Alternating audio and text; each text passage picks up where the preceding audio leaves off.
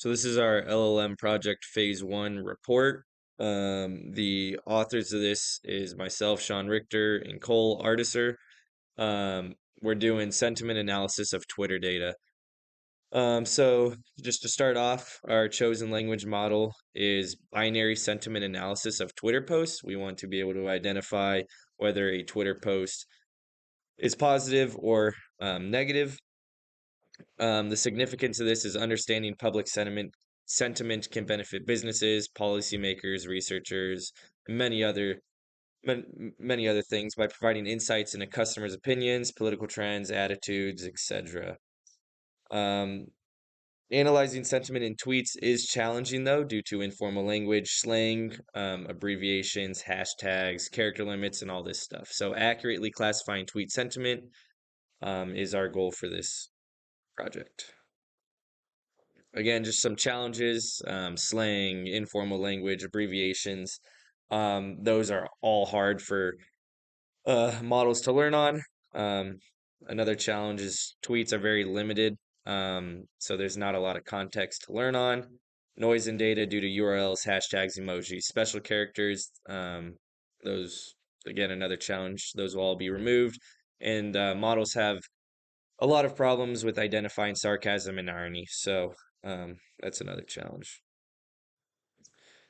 So for our approach, the first thing we are going to do is some pre-processing. So once we load our data set, we're going to convert every single tweet to lowercase. We're going to remove URLs, hashtags, user mentions when people at someone, punctuation, extra white space. Stop words can be removed, but we saw that keeping stop words helped with our accuracy.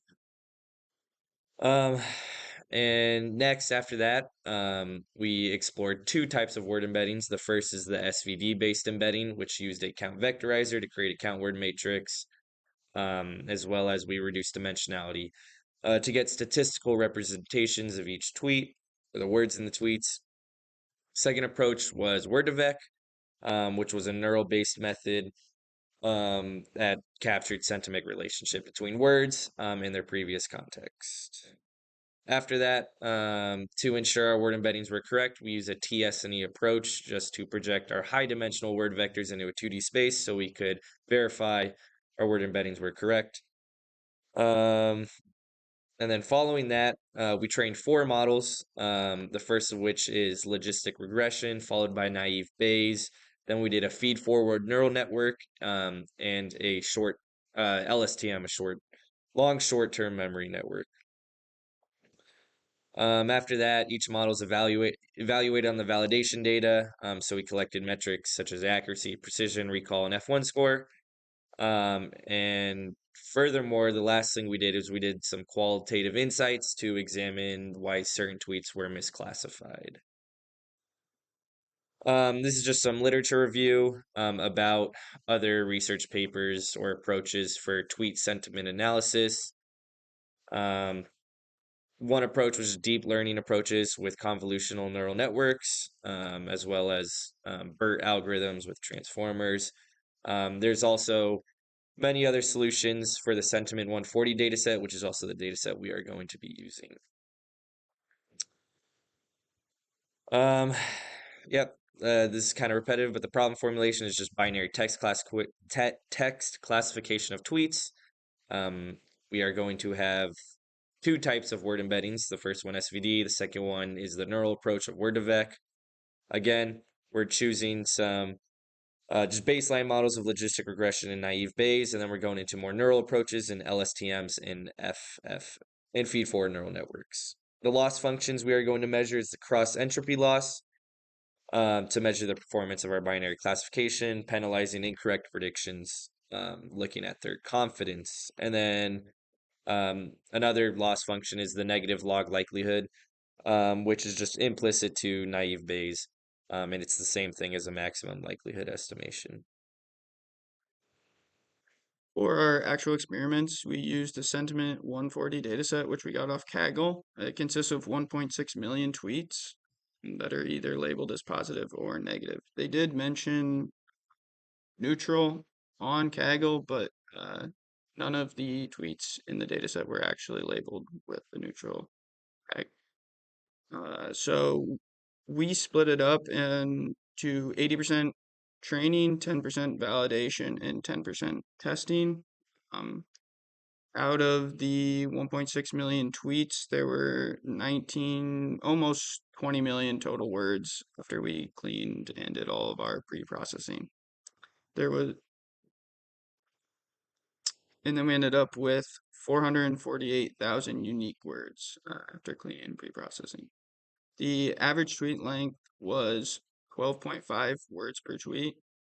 And then kind of going into some of the stuff Shaun was talking about with the pre-processing, we converted all the text to lowercase, removed URLs, hashtags, user mentions, special characters, and numbers, and then stripped extra white space and normalized all the spacing. We tokenized the tweets into individual words as well. I can show a little bit of that. So here we're just loading the CSV into our data frame, and then here's where we're cleaning the tweets. So converting to lowercase, doing all the other stuff I talked about. We did test with removing stop words and having them in, and found that for our best model that we found was the LSTM, it is better to keep the stop words in. So that's why this bottom line's commented out. We also then had to shuffle the data because it was sorted by the targets, and then did our train test split here. We also did just split up the negative and positive and measure or see how many of each we had, and they were an even split, so that's good for our data set. We didn't have to remove anything. Here we just found the corpus size. So like I said earlier, it's around 20 million, and then the vocab size is 448,000. We did plot the top. This says 30, but that is not true. We added more, so there's around 500 here.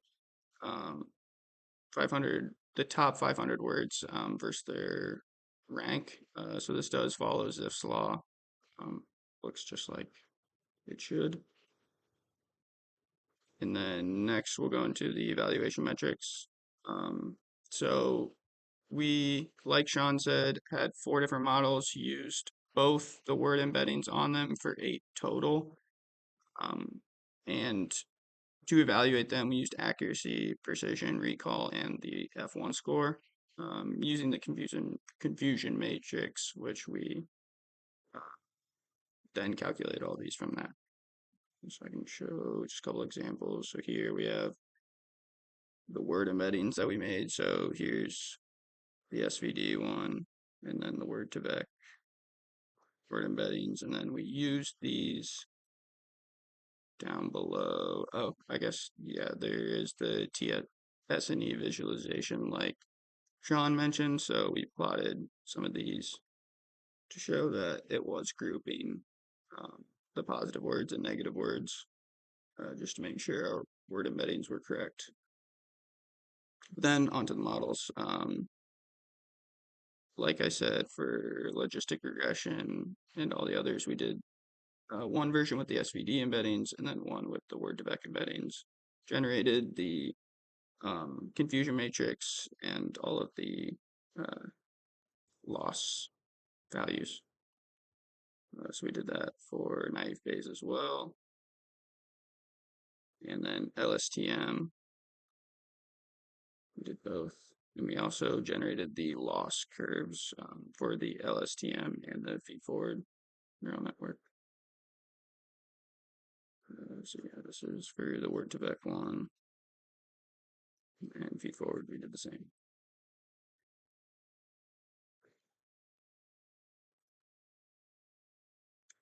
You just saw this graph, but it is consistent with Zipf's law.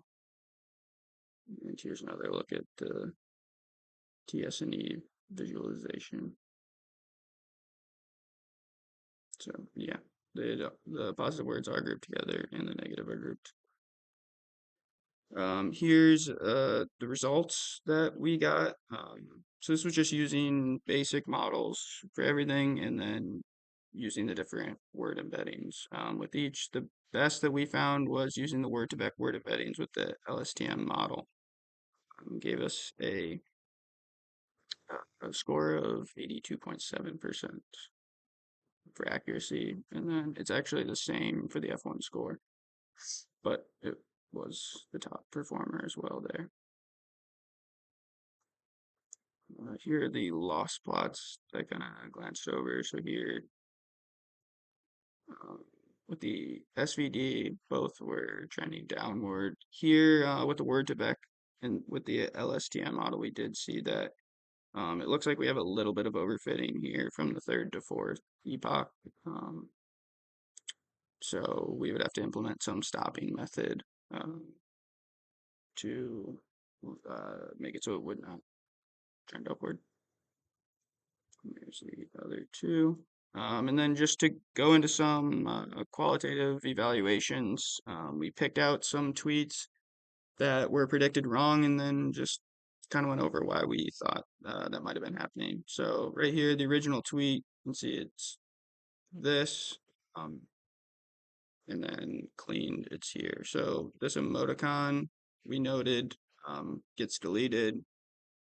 3 periods will get deleted. So um, that can like mess with the model. And this phrase, I love that show, is pretty dominant, so it'll see this as a positive thing, even though they're saying they're upset that the show is being canceled and saying that they love it. So this is actually negative. It was predicted positive.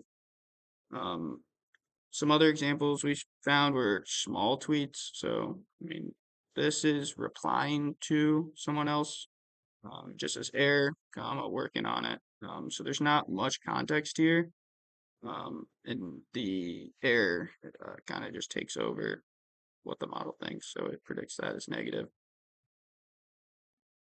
So other tweets like this, where it's just a reply, there's not a lot of context, can't really be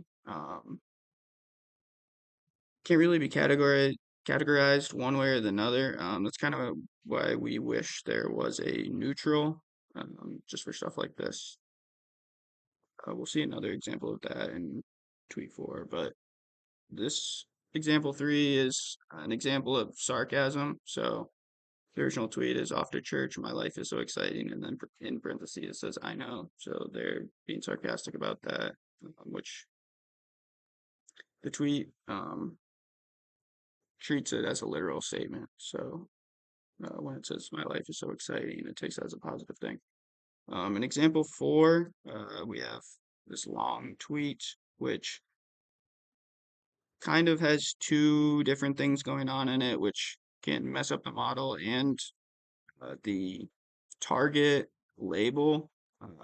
We think could be wrong for some of these. So this first sentence seems happy and very exciting, and then they have a totally different uh, like idea, or this is a totally different thing, which is goes towards the negative side.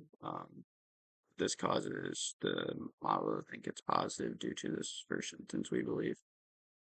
So that's another thing we're gonna have to look for and how to fix is tweets with multiple, one part positive, one part negative could mess with the model as well.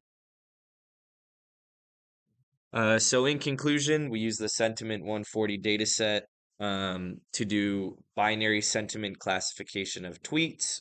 We had 4 models, 2 traditional ones being logistic regression and naive Bayes, and 2 neural models, which were feed forward neural networks and LSTMs. And we applied SVD and word-to-vec embeddings to all 4 of them. Just some closing remarks. Word2Vec consistently outperformed SVD in all 4 models. Our Word2Vec accuracy and F1 score was higher than the same model's SVD equivalent. Although the traditional models were significantly faster, they did not capture nuanced sentiments patterns as well as the neural-based ones. After identifying the optimal model, which was LSTM with WordVec, we tuned some hyperparameters and achieved a final accuracy of about 86%.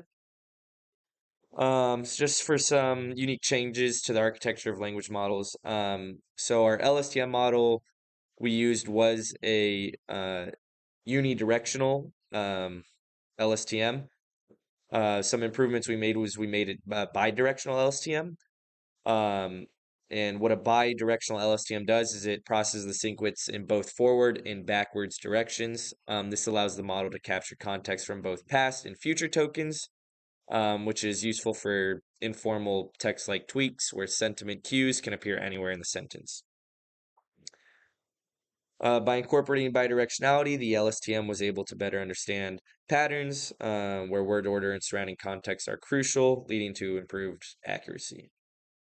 And these are our references we use to assist with our project.